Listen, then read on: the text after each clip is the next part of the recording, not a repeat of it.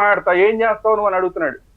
ఏం చేస్తావు నువ్వు అని అడిగినా కూడా ప్రభుత్వం ఏం చేయకపోతే ఏం చేస్తారు? ప్రతివాడు వాళ్ళకి ఇవాళ ముఖ్యమంత్రి అన్నాడు, రప్ప అన్నాడు. ఈయనేమన్నాడు?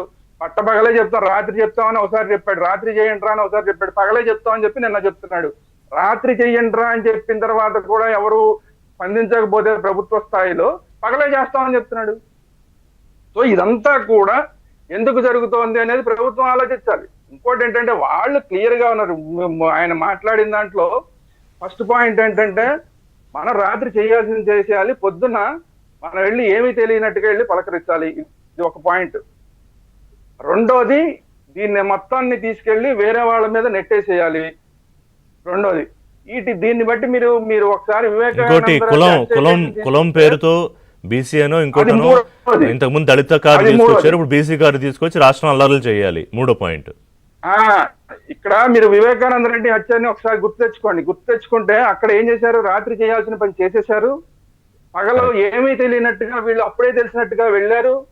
వెళ్ళి గొడ్డలిపోటునేమో గుండెపోటు అని చెప్పి మాయామశ్చంద్ర చేసే ప్రయత్నం చేశారు. ఇదంతా కూడా రాత్రిపూట చేసిన పని, తెల్లారి ఏమీ తెలియనట్టు మళ్ళీ వెళ్ళి మనమే పలకరించే కార్యక్రమం. అది మొన్న పేరు నాని గారు చెప్పిన విషయం. తర్వాత రెండో పాయింట్, అది వర్కౌట్ కాదు. సో అంటే కాదు, ఇక్కడ శ్రీరామ్ గారు ఒక పాయింట్ ఏంటంటే మేము ఇలాగే ఉంటాం, మేము ఇదే అని వాళ్ళు తప్పులేదు. వాళ్ళు ఎన్నికలకు ముందే చెప్పారు రాష్ట్ర ప్రజలకి కదా, ఇది జరిగింది అప్పుడే.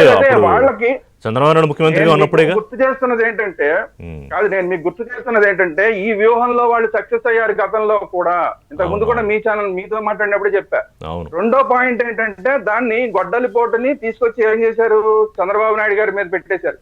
నిన్న గుడివాడ విషయంలో ఎంపీ చెప్పారు నాని గారు, దాన్ని ఏదో చేసి ఎవరి మీద లోకేష్ మీద నెట్టేయండి అన్నారు. అప్పుడు కూడా వివేకానంద రెడ్డి అప్పుడు చంద్రబాబు నాయుడు గారు నారాసుర రక్త చరిత్రని దాని మీద ఆయన మీద తోసేశారు.